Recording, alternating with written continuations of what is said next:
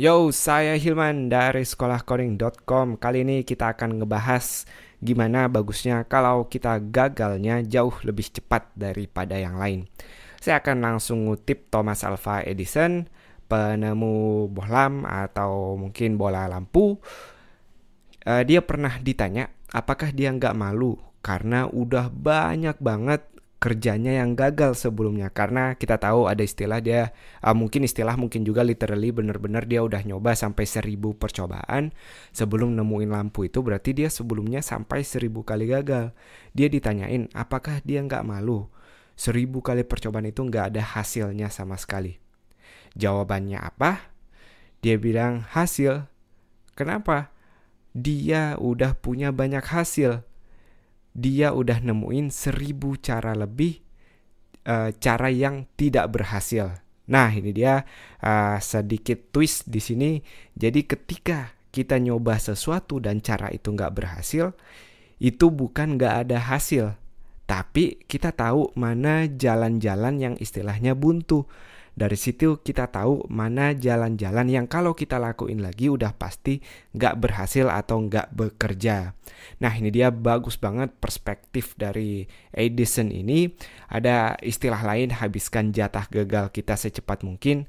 Anggap masing-masing dari kita punya 100 jatah gagal.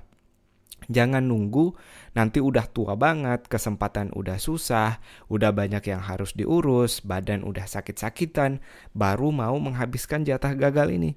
Pastiin ketika kita dapat kesempatan, punya waktu, kita menghabiskan jatah gagal kita yang 100 kali jatah ini. Nanti saya akan bahas juga di akhir kapan kita boleh nyerah. Jadi tentu pertamanya jangan nyerah dulu nanti, tapi ada waktunya kita nyerah. Mungkin banyak teman-teman yang bilang kalau bahas masalah berhasil atau gagal ini banyak muncul istilah beruntung. Gimana dengan orang-orang yang beruntung? Dia punya A, dia punya B, jadi untung banget atau hoki banget. Salah satu buku yang sedang saya baca saat ini yaitu Compound Effect. Dia ngasih rumus seperti ini. Beruntung itu hasil dari preparation atau persiapan, ditambah attitude atau sikap kita, ditambah opportunity, kesempatan, lalu terakhir ditambah action atau aksi yang kita lakukan. Jadi ada 4, preparation, attitude, opportunity, dan action. Kita akan bahas rumus beruntung yang pertama adalah preparation. Nah, ini yang banyak orang males, yaitu kita harus persiapkan dari sekarang kalau emang mau dapet yang namanya beruntung nanti. Laki atau beruntung itu nggak datang tiba-tiba. Kita harus selalu ngembangin diri kita sendiri. Tentu bentuknya berupa investasi waktu buat belajar. Kita nggak bisa sama pelajarannya sama orang lain, sama dengan mahasiswa lain yang kita pelajari dengan puluhan teman-teman kita, tapi mau hasilnya berbeda. Ya nggak bisa dong, kita harus investasi diri sendiri, belajar di luar kuliah, belajar di luar kurikulum-kurikulum yang udah dikasih buat kita. Yang kedua attitude, sikap ini bukan sikap ke orang, tentu ngaruh juga sikap ke orang, tapi sikap ke diri kita gimana kita percaya sama diri sendiri, bisa motivasiin diri sendiri, mindsetnya kita atau pola pikirnya kita jangan kekurung, jangan cuma ngelihat udahlah gue mau jadi kayak dia aja, jadi PNS aman gitu. Nah, sebisa mungkin bikin percaya kalau kita juga bisa sama seperti orang-orang berhasil yang udah luar biasa di bidangnya masing-masing. Itu yang kedua, attitude atau sikap kita ke diri sendiri. Yang ketiga, opportunity. Nah, ini kesempatan yang kita nggak tahu kapan kesempatan itu datang atau ya opportunity. Lalu yang keempat, action. Kita ngelakuin sesuatu buat itu. Jadi bukan cuma investasi, belajar, percaya, motivasi, tapi nggak ngelakuin apa-apa. Itu juga salah satu dari resepnya beruntung.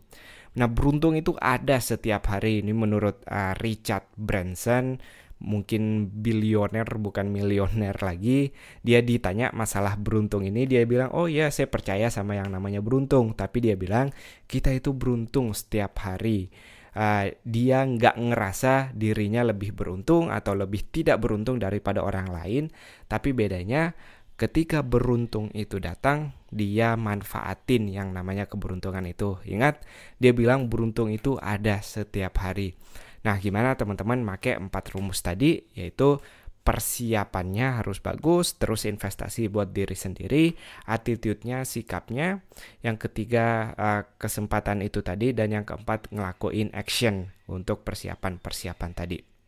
Nah, saya sendiri terus belajar, saya nggak pernah berhenti belajar sampai sekarang. Sekolah coding bukan cuma saya ngajar di YouTube, tapi ada websitenya yang kodenya terus harus saya improve setiap hari.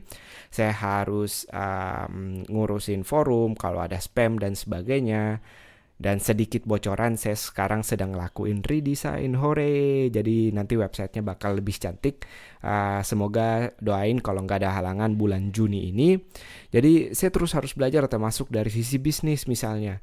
Gimana sekolah coding bisa bertahan, saya bisa nambah tim. Jadi harus nyari pricing atau harganya yang bisa istilahnya nguntungin buat sekolah coding, tapi masih masuk akal buat user-usernya nanti biar bisa bantu karir mereka. Jadi intinya saya masih harus banyak belajar banyak hal, meskipun kelihatannya dia kayak ngajar nih udah tahu macam-macam. Enggak, faktanya saya terus investasi ke diri saya sendiri. Saya terus baca buku, saya nggak pernah berhenti baca buku. Kalau di salah satu titik tadi saya nyerah, misalnya saya nyerah di desainnya, saya nyerah di bisnisnya, saya nggak yakin kalau sekolah coding masih bakal lama lagi bertahan. Nah, balik lagi ke tema utamanya, yaitu gagal secepat mungkin. Kerja keras dan juga ingat kerja cerdas juga, tahu mana cara yang gagal, mana cara yang berhasil. Jangan sekali lagi jadi mayoritas orang. Jangan jadi mayoritas mahasiswa, jangan jadi mayoritas kalau kita kerja, jangan seperti mayoritas pekerja-pekerja lain. Coba hal-hal yang belum pernah kita coba. Tahu mana yang berhasil, mana yang enggak. Cerita lain lagi dari J.K. Rowling, dia punya anak waktu itu, kalau saya nggak salah suaminya udah pisah. Dia nulis novel, datang ke kafe setiap hari. Bayangin udah nulis ratusan, mungkin ribuan, karena dia nulis beberapa seri novel langsung. Nggak ada yang tahu dong kalau dia nggak nerbitin. Dan saat nyoba nerbitin novel, 12 atau 13 penerbit lebih nolak buat dia. Bayangin kalau si J.K. Rowling tadi dia nyerah di percobaan ke-9, atau nyoba ke penerbit ke-10 dia nyerah, nggak akan ada novel Harry Potter yang kita lihat sekarang, nggak akan ada film Harry Potter, nggak akan ada mainan atau merchandise Harry Potter lainnya. Jadi bayangin, dia yakin sama apa yang dia bikin, dia mau sampein ke pembacanya, walaupun penerbit udah nulis 12-13 penerbit, dia nggak nyerah di percobaan ke-9 ataupun 10 tadi. Di satu sisi lain, ini yang saya janjiin di awal, kita juga nggak boleh jatuh cinta sama ide kita. Bisa jadi ide yang kita punya itu bagus, tapi bisa jadi ide yang kita punya juga busuk. Ini yang penting, buktikan secepat mungkin apakah ide yang kita punya bagus atau ide yang kita punya busuk. Ini istilahnya adalah validasi ide. Nah, contohnya, saya akan kasih tips validasi ide nanti terakhir, tapi saya akan kasih contoh dulu ketika Alexis Ohanian waktu itu dia ikut program Y Incubator-nya Paul Graham kalau nggak salah. Dia waktu itu bikin semacam aplikasi mobile buat menu-menu di restoran, namanya My Mobile Menu. Dia pitch, tapi ternyata menurut yang punya inkubatornya waktu itu masih terlalu cepat, pasarnya belum siap. Waktu itu smartphone belum secanggih sekarang, ini awal-awal tahun 2000. Jadi orang-orang juga nggak banyak yang pakai mobile buat ngelakuin aktivitas waktu itu.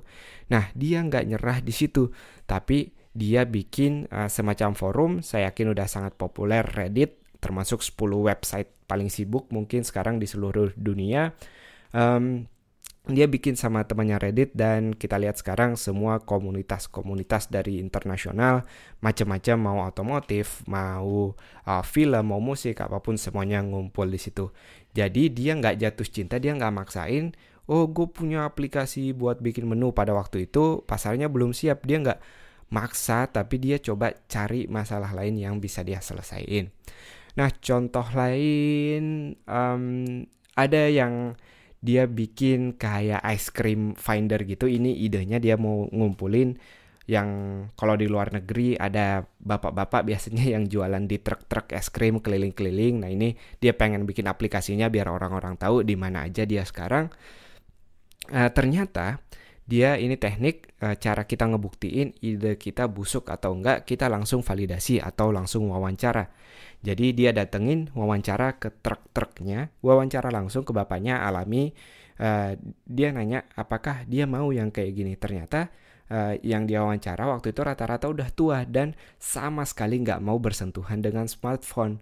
Nah, dari situ dia nggak perlu dong bikin aplikasinya lagi, nggak perlu bikin websitenya lagi kalau orang-orangnya tadi, kalau penjual-penjual es krimnya tadi sendiri nggak mau buat itu. Nah, dari situ dia malah bikin semacam finder location lainnya, bukan cuma es krim, kayak tempat-tempat semacam restoran atau yang lainnya yang lebih pas. Jadi dia nggak jatuh cinta totok sama ide awalnya, dia ngevalidasi atau ngebuktiin langsung apakah orang mau pakai atau enggak. Ingat, kita bukan sekolah yang kalau kita gagal nanti tinggal kelas, dikatain orang, nggak ada nilai kita merah, nggak ada sama sekali itu di dunia nyata, itu cuma di dunia sekolah. Tetap coba jangan takut gagal, sekali lagi jangan jadi mayoritas orang lain yang maunya terus main aman. Pastiin teman-teman berada di sisi minoritas, orang-orang yang berani nyoba sesuatu yang beda, berani gagal lebih cepat.